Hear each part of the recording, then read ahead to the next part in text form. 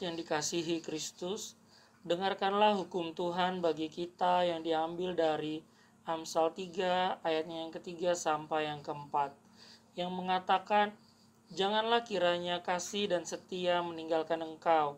Kalungkanlah itu pada lehermu, tuliskanlah itu pada loh hatimu, maka engkau akan mendapat kasih dan penghargaan dalam pandangan Allah serta manusia.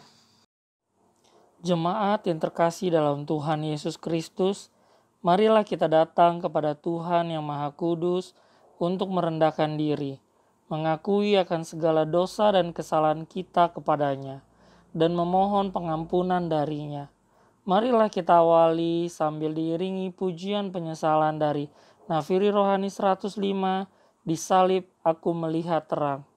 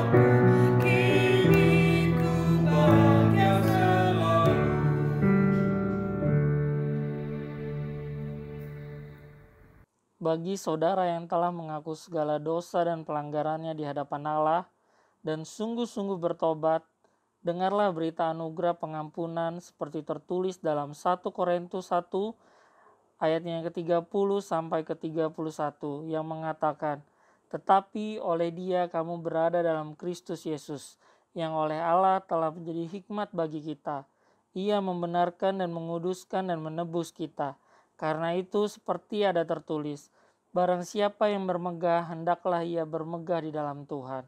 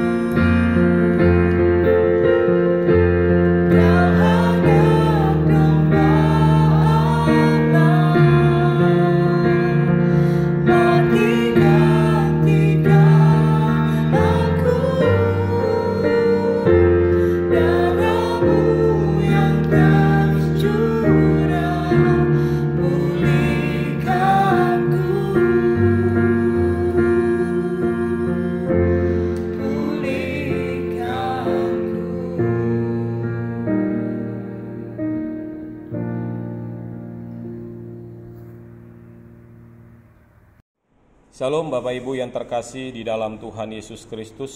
Di Jumat Agung ini kita merayakannya dalam suasana yang berbeda karena kita masih beribadah di tengah-tengah keluarga kita. Tapi saya percaya itu tidak mengurangi rasa hikmat kita ketika kita beribadah memasuki peristiwa Jumat Agung ini. Tema yang diberikan oleh Sinode kepada kita hari ini adalah Allah tidak pernah meninggalkan umatnya, yang diambil dari Mazmur nomor 22 dan Matius 27 ayat 46. Menjadi sebuah iman di tengah-tengah pandemi Covid yang kita rasakan sebagai bangsa, dan khususnya di tengah-tengah umat yang tidak bisa beribadah hari ini. Kita boleh mengimani bahwa Allah tidak meninggalkan kita umatnya. Mari kita berdoa sebelum kita merenungkan firman Tuhan. Bapa kami yang di sorga, kami bersyukur di Jumat Agung ini tema yang akan kami renungkan bersama-sama adalah Allah tidak pernah meninggalkan umatnya. Menjadi sebuah tema yang nyata di tengah-tengah pandemi COVID-19 yang membuat kami harus beribadah secara keluarga dan terbatas di dalam komunikasi kami. Tapi kami percaya Tuhan, seperti iman dan tema hari ini Tuhan, Allah tidak pernah meninggalkan kami.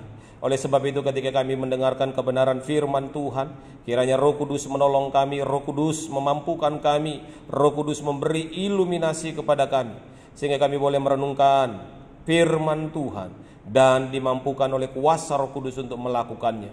Pakai hamba-Mu dalam seluruh keterbatasannya ketika ia menguraikan firman Tuhan. Berbicara Bapa, kami siap mendengar dalam nama Tuhan Yesus. Amin. Saudara, saya yakin saudara sudah membaca firman Tuhan ini di rumah, maka saya hanya membaca 2 ayat di dalam Injil Matius pasal yang ke-27 ayat 45 sampai 46 yang berkata, mulai dari jam 12 kegelapan meliputi seluruh daerah itu sampai jam 3. Kira-kira jam 3 berserulah Yesus dengan suara nyaring, Eli, Eli, lama sabatani. Artinya, Allahku, Allahku, mengapa engkau meninggalkan aku? Demikianlah firman Tuhan. Yesus berkata, berbahagialah setiap orang yang mendengar firman Allah dan yang memeliharanya dengan setia dalam kehidupannya. Hosiana.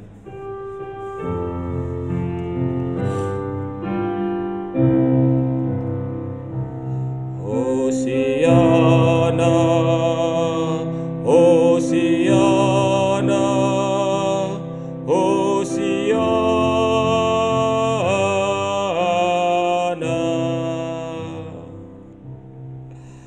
Saudara-saudaraku yang terkasih di dalam Tuhan Yesus Kristus, minggu lalu kita telah mendengarkan kebenaran firman Tuhan, bagaimana Yesus ditangkap, bagaimana Yesus diadili, diperiksa oleh Pilatus, dan di ujung pemeriksaannya dia tidak menemukan kesalahan atau perbuatan-perbuatan yang mengganggu pemerintahan Romawi pada waktu itu yang dilakukan oleh Tuhan Yesus.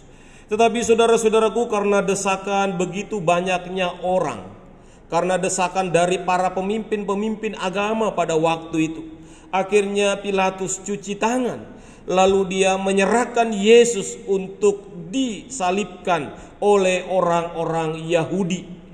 Maka ia mencuci tangannya dan justru melepaskan Barabas sebagai pengganti dari Tuhan Yesus. Nah, saudara-saudaraku, setelah Yesus ditangkap, diadili, maka Yesus disalibkan. Dan hari ini kita mendengarkan bagaimana Yesus disalib. Di dalam Injil Matius yang kita baca hari ini adalah Yesus berseru, Yesus berteriak dengan suara yang nyaring dan berkata, Eli, Eli, lama sabatani. Saudara-saudaraku, sebelum Yesus mengungkapkan seruan ini, didahului dalam sebuah peristiwa. Alkitab mencatat mulai dari jam 12 kegelapan meliputi seluruh daerah itu sampai jam 3 sore. Saudara-saudaraku, Yesus disalibkan oleh pasukan Romawi, oleh ahli-ahli Taurat, orang-orang Farisi, orang-orang banyak yang telah dihasut oleh imam-imam. Mereka meneriakkan supaya Yesus disalibkan. Dan mereka dengan ponganya, dengan kesombongannya, mereka merasa lebih layak dari Tuhan Yesus. Maka mereka menghakimi, mengadili. Bahkan kalau kita membaca Injil Matius pasal 27 di ayat-ayat sebelumnya, bagaimana mereka memperolok-olok Tuhan Yesus.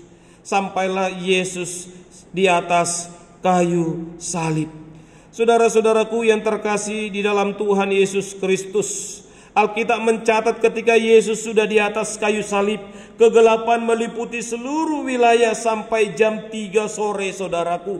Peristiwa yang menjadi peristiwa yang menakutkan, yang mencekam, saudaraku. Karena apa? Di jam 12 siang yang biasanya teriknya matahari yang mereka rasakan, tetapi hari ini ada begitu nyata kegelapan yang mencekam, mendebarkan hati mereka, yang mungkin menakutkan mereka. Suasana berkabung dari kejamnya perbuatan manusia kepada anak Allah.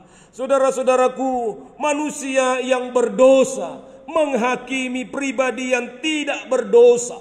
Manusia-manusia yang lemah menghakimi Tuhan yang maha kuasa. Dan manusia yang sedang mempertontonkan kuasanya. Hari itu, saudara, diliputi suasana yang mencekam, menakutkan, dan mungkin membuat mereka bertanya-tanya, apa gerangan yang terjadi saat ini? Saudara-saudaraku, di suasana yang gelap itulah Yesus berteriak dan berkata, Eli, Eli, lama sabatani. Artinya, Allahku, Allahku, mengapa engkau meninggalkan aku? Saudaraku, teriakan Yesus ini bukanlah teriakan kekalahan. Teriakan Yesus ini bukanlah sebuah ngigauan dari Tuhan Yesus karena kelelahan. Atau teriakan Yesus ini adalah teriakan kepasrahan. Tidak, saudaraku. Tetapi ini adalah sebuah puncak penderitaan yang dialami oleh Tuhan Yesus. Saudaraku, kalau kita melihat mulai dari Yesus hadir di tengah dunia ini sampai di atas kayu salib, saya menemukan 3 penderitaan mungkin yang sangat-sangat realistis dalam kehidupan Tuhan Yesus. Yang pertama, saudaraku, yaitu penderitaan fisik. Saudaraku, kalau kita urutkan mulai Yesus bergumul di Taman Getsemani, sampai dia ditangkap, sampai dia diolok, disesah, dihakimi, diadili, bolak-balik dari Kayafas ke Pilatus dan terus demikian, saudara, sampai akhirnya Pilatus membuat sebuah hukuman kepada Yesus, sampai Yesus dibuat mahkota duri di atas kepalanya, saudara, dan bahkan diolok-olok, saudara. Kelelahan fisik pastilah, penderitaan fisik pastilah dialami oleh Tuhan Yesus. Bagaimana dia dicambuk, bagaimana dia harus memikul salib, bagaimana dia membawa salibnya sendiri, sampai mohon maaf saudaraku, ludahan cacian dialami oleh Tuhan Yesus dari orang-orang yang sedang menghakimi. Secara batin, saudara-saudaraku, penderitaan Yesus juga pasti punya, saudara. Bagaimana murid-murid yang bersama-sama dengan dia, bertahun-tahun mereka bersama dengan dia, tetapi peristiwa Yesus ditangkap membuat mereka kucar-kacir. Peristiwa Yesus ditangkap membuat murid-murid lari. Bahkan Petrus yang sebelum Yesus ditangkap, dia berani berkata, "Guru, aku rela mati untukmu." Tetapi waktu Yesus ditangkap, saudara, 3 kali dia menyangkal Yesus, dan pada akhirnya dia tidak ada bersama dengan Yesus ketika Yesus di atas kayu salib. Dan penderitaan ketiga yang mungkin menurut saya yang dialami oleh Tuhan Yesus adalah peristiwa ketika dia berseru, "Eli, Eli, lama sabatani." Allahku, Allahku, mengapa engkau meninggalkan aku? Saudara-saudaraku, di atas kayu salib Allah Bapa meninggalkan Yesus, dan ia harus menanggung sendiri dosa yang ditumpahkan atasnya, dosa-dosa manusia yang ditumpahkan kepada Kristus. Dia sendiri, Yesus sendiri yang menanggungnya. Murka Allah yang sedang menyala-nyala dipikulkan di atas pribadi Kristus. Disitulah ia berteriak, disitulah ia berseru, "Ya Bapa, ya Allahku, mengapa Engkau meninggalkan aku?"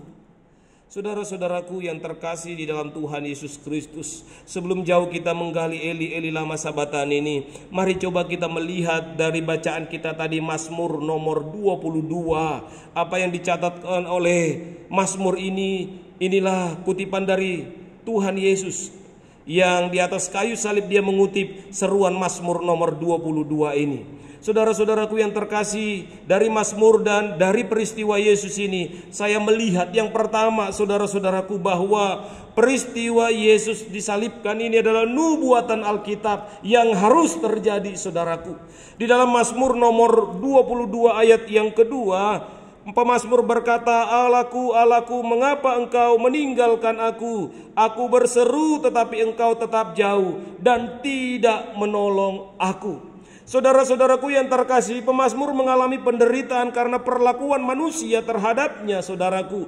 Ia dihina, ia diejek, ia dicela, ia ditolak, bahkan ia dicibir. Saudara-saudaraku, banyak orang yang sedang mencari dia, banyak orang yang mengerumuni dia, banyak orang yang mau menerkam dia, saudaraku. Dia berseru kepada Tuhan dan ia berkata, "Tetapi Engkau tetap jauh." Saudara-saudaraku yang terkasih di dalam Tuhan Yesus Kristus, pengalaman seolah-olah berbeda, saudaraku, ketika nenek moyang mereka. Kita lihat di ayat yang ketiga, "Allahku, Allahku, berseru waktu siang, tetapi Engkau tidak menjawab, pada waktu malam, tetapi Engkau tidak jauh. Padahal Engkaulah yang kudus yang bersemayam di atas puji-pujian." Ayat yang ke-6, "Kepadamu mereka berseru-seru dan mereka terluput." Saudaraku, realitasnya adalah ketika pemazmur melihat ketika nenek moyang mereka dalam pergumulan, dalam kesusahan, ketika mereka berseru kepada Tuhan, Allah mendengar. Bahkan dikatakan mereka terluput. "Kepadamu mereka percaya dan mereka tidak mendapat malu." Tetapi saudara-saudaraku, ketika pemazmur berteriak seolah-olah Tuhan jauh, saudara-saudaraku. Jadi saudara-saudaraku yang terkasih di dalam Tuhan Yesus Kristus, pemazmur seolah-olah mau berkata begini, saudara. Dalam mata rohaninya, dia melihat aku berteriak tapi Tuhan tak jawab. Tapi nenek moyangku berteriak, mereka jawab. Saudaraku, kalau kita selesai di Mazmur ini dan membaca ini, saudaraku, seolah-olah Tuhan memang jauh dari pemazmur, saudara. Seolah-olah Tuhan memang meninggalkan pemazmur. Tetapi ketika kita jauh membaca Mazmur ini sampai selesai di Mazmur 30 ayat yang ke-32, saudaraku, bagaimana pemazmur ternyata menemukan pertolongan Tuhan. Bagaimana Tuhan tidak meninggalkan pemazmur di tengah-tengah pergumulannya. Itulah sebabnya pemazmur berkata, "Ya, kepadamu aku sujud menyembah. Semua orang sombong di bumi di hadapan berlutut." Tetapi pemazmur bersukacita. Mereka memberitakan keadilan kepada bangsa yang lahir nanti, sebab ia telah melakukannya. Saudaraku, pemazmur melihat di tengah-tengah penderitaannya, dia membandingkan umat pada masa nenek moyangnya, Allah yang hadir dalam kehidupannya. Tetapi di masa ini, ketika dia melihat kembali dalam pergumulannya, seolah-olah tidak ada pertolongan. Tapi ketika dia maju ke depan dan terus menyerahkan hidupnya, dia menemukan bagaimana Tuhan menolongnya.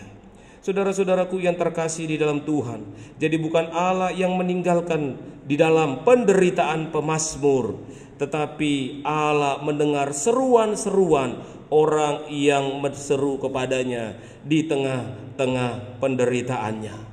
Saudara-saudaraku, Mazmur 22 yang dikutip oleh Tuhan Yesus ini, saudara, yang sangat terkenal, yang dimana Yesus berkata, "Eli, Eli lama sabatani." Saudara, ini adalah Mazmur di mana Yesus merasakan pergumulan yang begitu dalam. Saudara, kalau Yesus di dalam suasana yang menderita, bergumul, berseru kepada Tuhan Yesus, dan ia melihat ini adalah rencana Allah, ia melihat ini adalah nubuatan Allah dan ini adalah maksud Allah, maka seharusnya saudaraku, sebagai orang yang percaya kita mampu berseru kepada Tuhan, mampu melihat ada rencana Tuhan di dalam setiap peristiwa yang kita alami. Daud berseru seolah-olah tidak dapat apa-apa, tapi ketika dia maju ke dalam, dia melihat ada di baliknya penyertaan, perlindungan, pertolongan, dan Tuhan tidak meninggalkan dia. Demikian juga Yesus di atas kayu salib. Ini adalah sebuah nubuatan atau sebuah rencana kekal Allah yang harus diselesaikan oleh Tuhan Yesus di atas kayu salib, saudara-saudaraku yang terkasih. Di balik penderitaan ini ada maksud, ada rencana Allah yang sedang digenapi.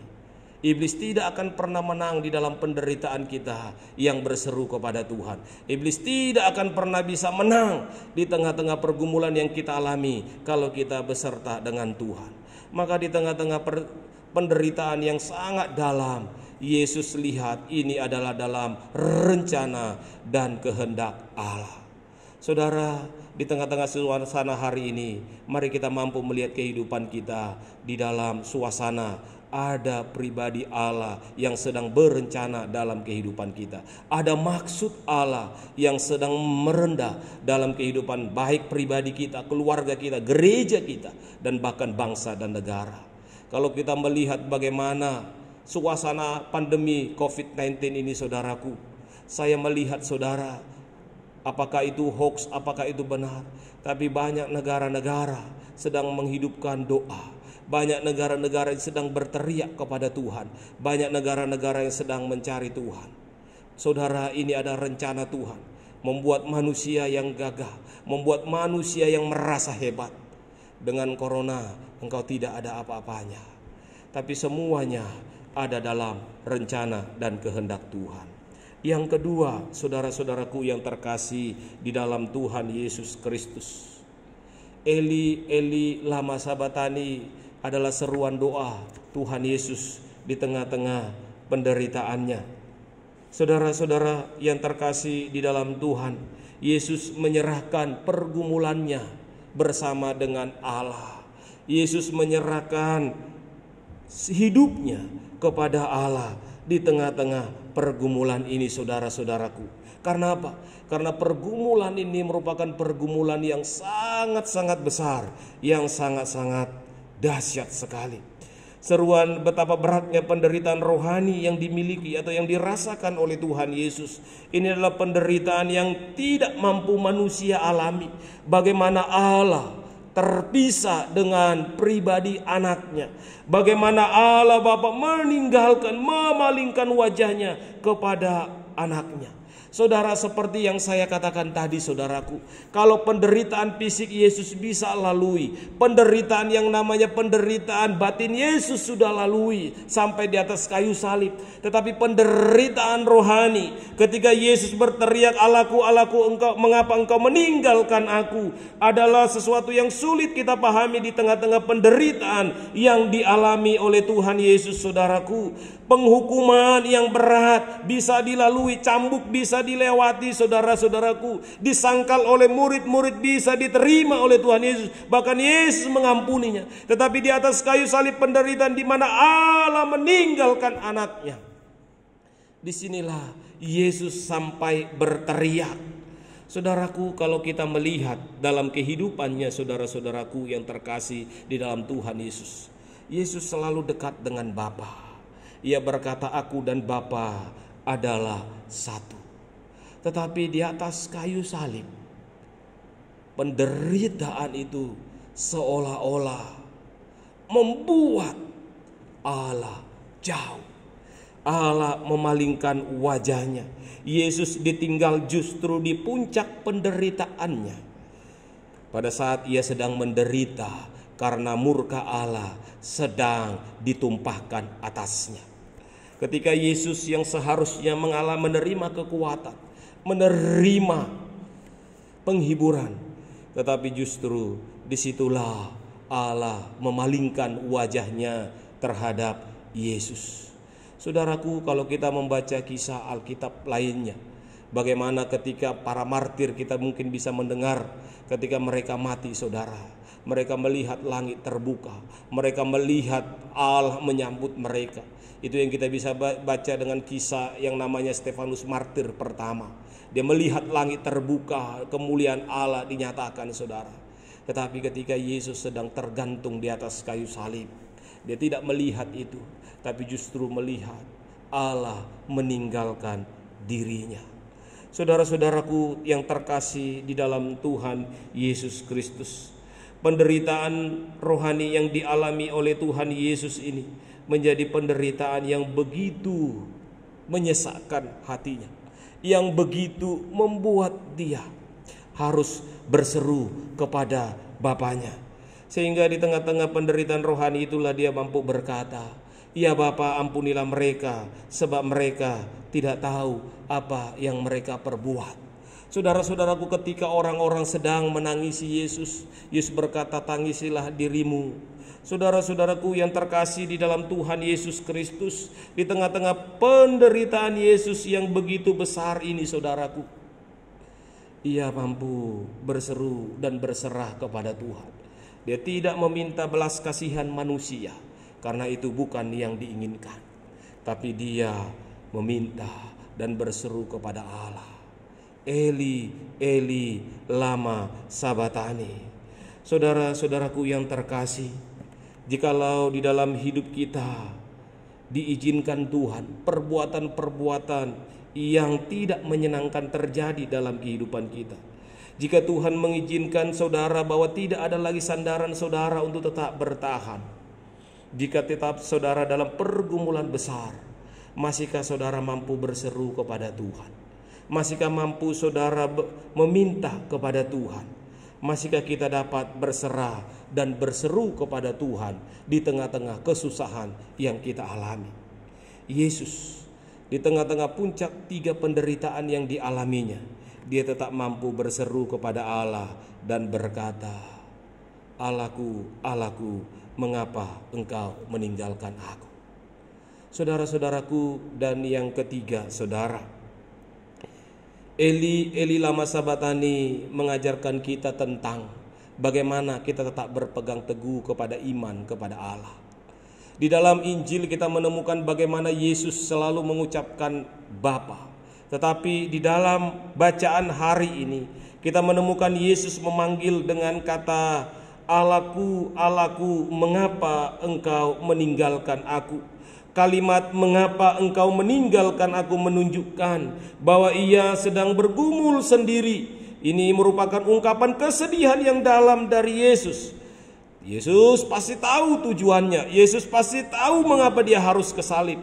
Tetapi ungkapan "mengapa engkau meninggalkan aku" adalah ungkapan yang diungkapkan oleh Tuhan Yesus karena keterpisahannya dengan Bapa adalah keterpisahan yang sulit diterima. Keterpisahan yang sulit untuk dirasakan. Keterpisahan yang sangat-sangat dalam kualitasnya. Saudara-saudaraku yang terkasih di dalam Tuhan Yesus Kristus, di dalam keadaan keterpisahan, di dalam keadaan ia bertanya, "Mengapa engkau meninggalkan aku?" Tetapi dia tetap berseru kepada Allah. "Allahku, Allahku." 2 kali kata Allahku, Allahku ini disampaikan, yang menunjukkan fokusnya tetap kepada Tuhan, yang menunjukkan fokusnya tetap kepada Allah, walaupun pergumulan sedang besar, walaupun situasinya sangat mencekam. Dia tidak berusaha menyelamatkan dirinya. Dia tidak bertanya kepada Tuhan, "Sekiranya di atas kayu salib ini ada kesempatan terakhir supaya engkau tidak memalingkan wajahmu kepadaku. Sekiranya ada kesempatan yang terakhir, engkau tidak mau meninggalkan aku, maka lepaskanlah aku dari salib ini." Tidak, saudara. Tapi dia fokus kepada maksud dan rencana agung Allah, bahwa Yesus harus mati di atas kayu salib. Saudara-saudaraku, itulah yang dilakukan Yesus. Maka ia sampai mati di atas kayu salib dengan sebuah kalimat, "Sudah selesai." Atau sudah genap semua rencana Allah dalam diri Yesus. Di atas kayu salib Allah tidak meninggalkan Yesus di dalam konteks manusia kita. Tapi karena penghukuman Allah terhadap dosa yang ditimpahkan kepadanya. Allah memalingkan wajahnya dari Yesus dan meninggalkannya. Tetapi saudara-saudaraku, kepada pribadi yang setia, maka di hari yang ketiga kita melihat Yesus dibangkitkan. Allah tidak meninggalkan Kristus, tetapi Allah memuliakan Dia. Allah membangkitkannya dari antara orang mati. Saudara, apa yang kita bisa gumuli dalam peristiwa Jumat Agung di bawah tema kita hari ini, saudaraku? Yang pertama, saudaraku, bahwa apapun yang diizinkan Tuhan hari ini adalah rencana Tuhan. Kalau penderitaan Yesus adalah sebuah nubuatan yang harus digenapkan, maka kehidupan kita adalah sebuah rencana Tuhan yang terus kita jalani. Dan pada akhirnya nanti kita akan melihat ada pelangi penyertaan Tuhan. Seperti Mazmur melihat ada penyertaan dan Tuhan tidak pernah meninggalkannya. Yang kedua, saudara, di tengah-tengah penderitaannya pemazmur berseru kepada Tuhan. Dan Kristus juga berseru kepada Tuhan. Ia berdoa, ia meminta kepada pertolongan Tuhan. Di tengah-tengah suasana penderitaan yang begitu dalam, penderitaan fisik, penderitaan batin, dan penderitaan rohani yang dialami oleh Yesus, dia tetap berseru kepada Tuhan. Demikian pemazmur berseru kepada Tuhan. Dan yang ketiga, saudara, Yesus tetap beriman, percaya kepada Allah Bapanya. Situasi yang menakutkan tidak membuat Yesus lari dari atas salib, tetapi dia mengakhiri seluruhnya. Dia mengakhiri seluruh pertandingannya. Rencana Allah digenapinya karena dia tahu Allah menyertai dia. Ia tahu Allah tidak pernah meninggalkannya. Demikianlah yang dialami oleh Mazmur pasal 22. Saudaraku, COVID-19 ini kita nggak tahu sampai kapan berakhir. Kita juga tidak tahu sampai berapa lama gereja ini akan kosong dengan jiwa-jiwa yang beribadah di rumah. Tapi kita percaya ada maksud Tuhan di balik semua peristiwa yang kita alami sampai hari ini. Dan tetaplah berseru, berdoa kepada Tuhan. Doakanlah gereja kita, doakan bangsa kita, doakan situasi bangsa kita di tengah-tengah pergumulan yang ada. Dan tetaplah percaya kepada Tuhan, bahwa Tuhan tidak pernah meninggalkan kita. Dia tidak pernah melupakan kita. Dia Allah yang tidak pernah meninggalkan umatnya. Dari ia memilih bangsa Israel sampai dia terus membimbing mereka masuk ke tanah perjanjian. Demikianlah kita tidak akan pernah ditinggalkan Tuhan sampai nanti kita bertemu muka dengan muka. Karena Tuhan mengasihi kita, Ia datang mati bagi kita orang yang berdosa. Selamat merayakan Jumat Agung. Tuhan Yesus memberkati. Amin. Mari kita berdoa. Bapa kami yang di sorga, kami bersyukur peristiwa Jumat Agung membawa kami sebuah ingatan bahwa Tuhan tidak pernah meninggalkan kami.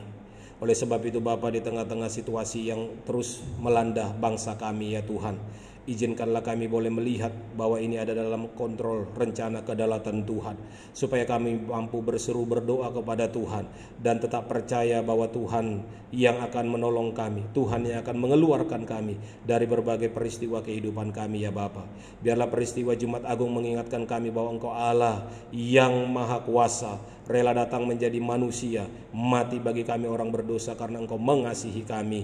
Kami berdoa Tuhan, biarlah iman kami terus tetap teguh kepadamu ya Bapa. Kami berdoa Tuhan untuk bangsa dan negara kami ya Bapa. Di tengah-tengah situasi yang saat ini kami alami, teruslah kami sebagai umat-Mu, sebagai bangsa, berteriak memohon kepada Tuhan. Kiranya Tuhan menolong bangsa ini keluar dari COVID-19, wabah atau pandemi virus corona yang melanda seluruh dunia hari ini Tuhan. Biarlah kami boleh berseru kepada Tuhan, mencari pertolongan kepada Tuhan. Berkati para pemimpin bangsa ini yang sedang berupaya untuk mengeluarkan kami dari wabah ini.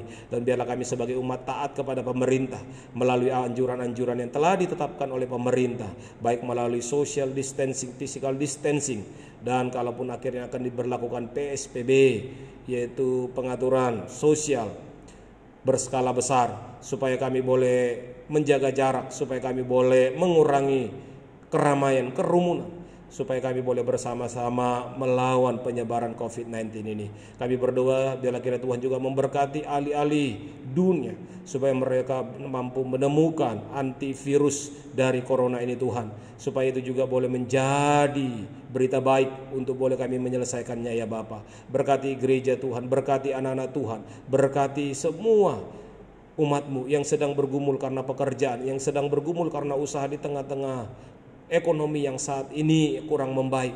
Tapi kami percaya pemeliharaan Tuhan cukup bagi kami. Berkati kami Tuhan, untuk terus boleh fokus kepada Tuhan. Dan berkati pelayanan kami di tengah-tengah pelayanan media online yang dimana kami harus bergumul bersama-sama di dalamnya.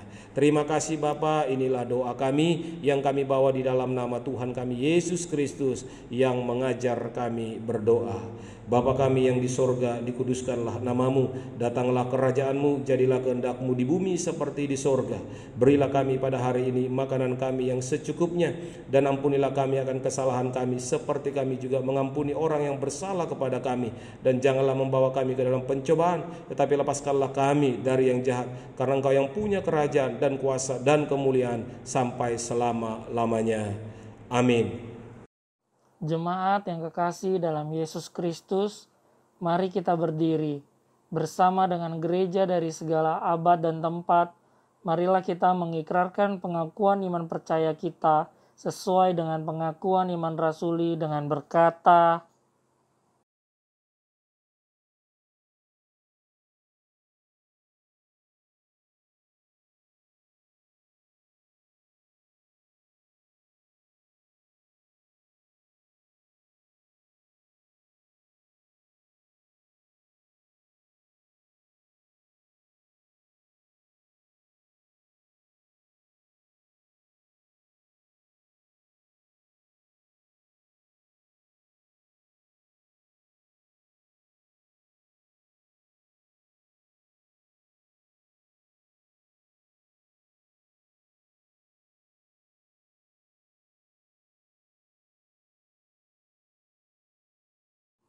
jemaat sekalian, pulanglah dengan sukacita dan damai sejahtera.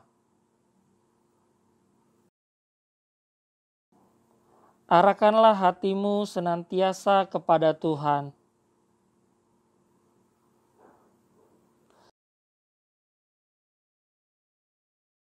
Jadilah saksi Tuhan yang setia. Jemaat sekalian, mari kita menyanyikan pujian pengutusan dari Nafiri Rohani 229 pada kaki salib-Mu.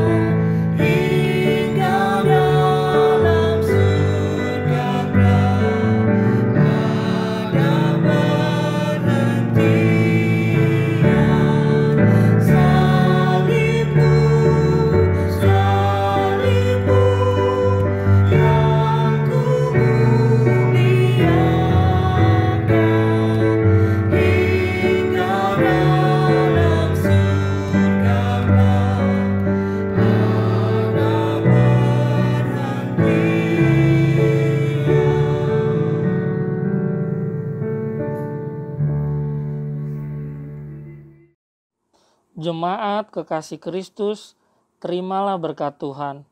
Kasih karunia Tuhan Yesus Kristus dan kasih Allah Bapa serta persekutuan Roh Kudus menyertai kamu sekalian dari sekarang sampai selama-lamanya. Amin.